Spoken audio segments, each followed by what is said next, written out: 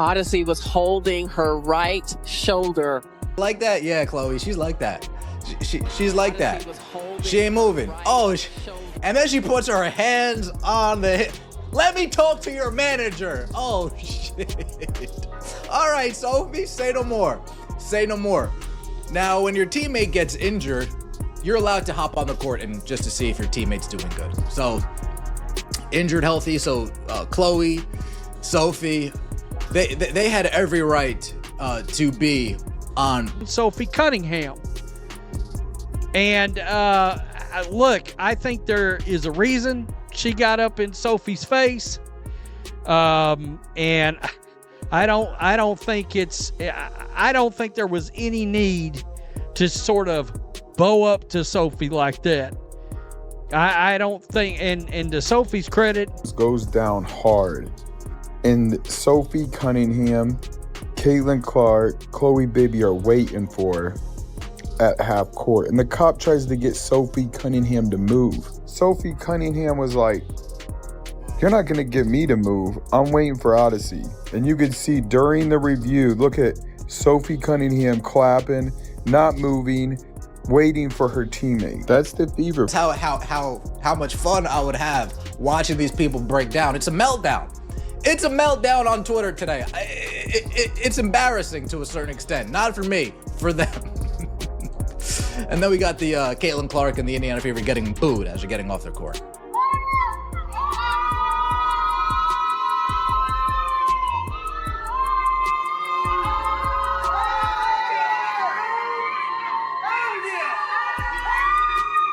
Here. Yeah, you see this guy right here? Right in this Gentile area? You see this guy? The ref asked this dude to step out here. All right? Now, Cheryl Swoops wants this referee fired. She wants him fired.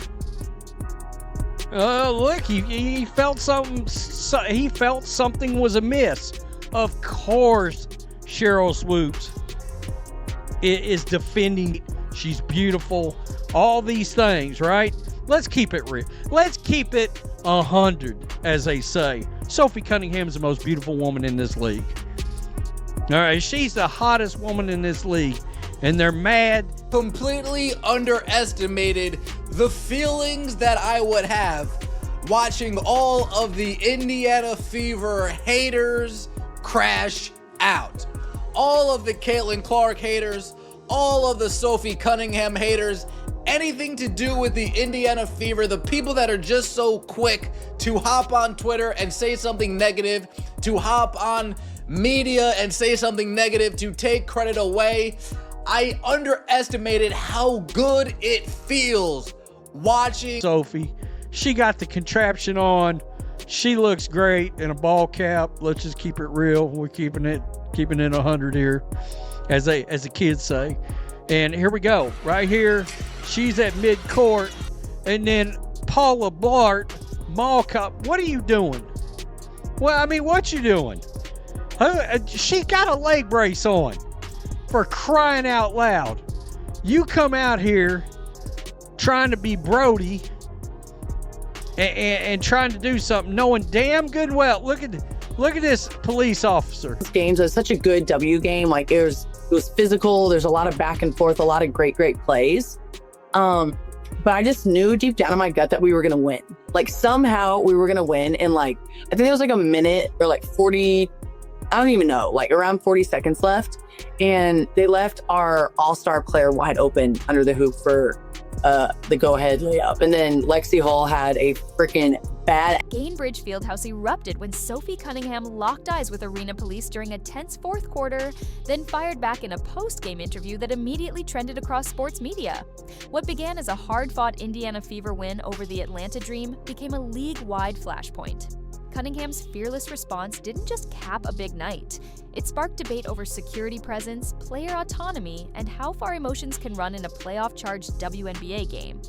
ESPN's live broadcast topped 1.4 million viewers, nearly double a typical mid-season WNBA game, while league pass logins jumped 30% when cameras caught the confrontation.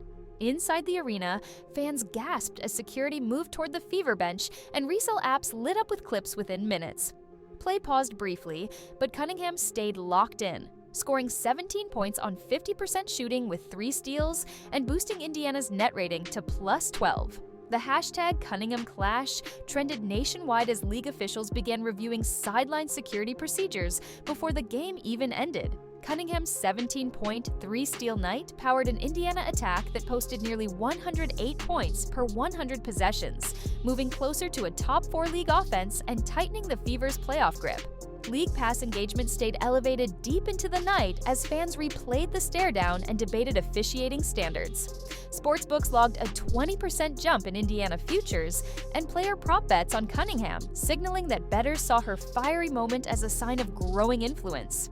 With home attendance topping 10,000 and secondary market prices clearing $180, her fearless play now doubles as both competitive spark and economic driver. Few WNBA flashpoints match this in scale. When Diana Taurasi and Simone Augustus famously jawed in the 2013 playoffs, ESPN ratings rose about 25% for the next game, but the conflict stayed between players.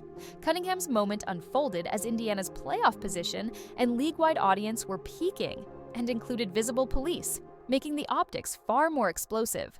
Even last year's Liberty Aces technical-heavy clash, which boosted League Pass signups by 15%, didn't involve security.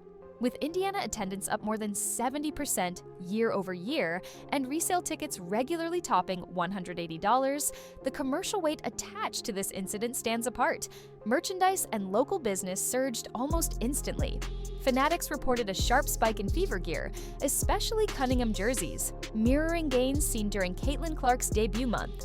Secondary ticket prices for the next home game leapt from roughly $150 to over $190 within hours, while downtown Indianapolis bars projected 20 to 25% higher revenue for upcoming dates. ESPN highlight packages of the standoff ranked among the week's most viewed WNBA clips, and YouTube sports channels logged millions of extra views.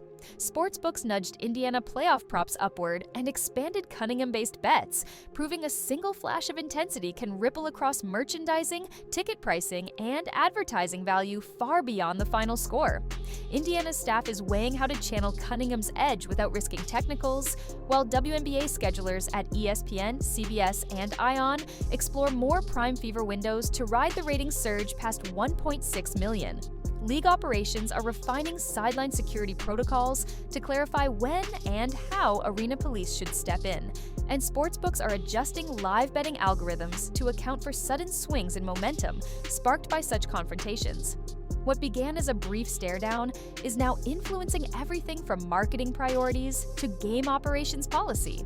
One stare-down between Sophie Cunningham and arena police electrified a crucial win, drove national TV audiences past 1.6 million, sent resale tickets beyond $190, and boosted League Pass engagement by more than 35%, proof that a single moment can reshape both league economics and narrative. Indiana now pairs Cunningham's breakout with Caitlin Clark's drawing power, while the WNBA must decide how to transform spontaneous drama into sustained growth without compromising competitive integrity.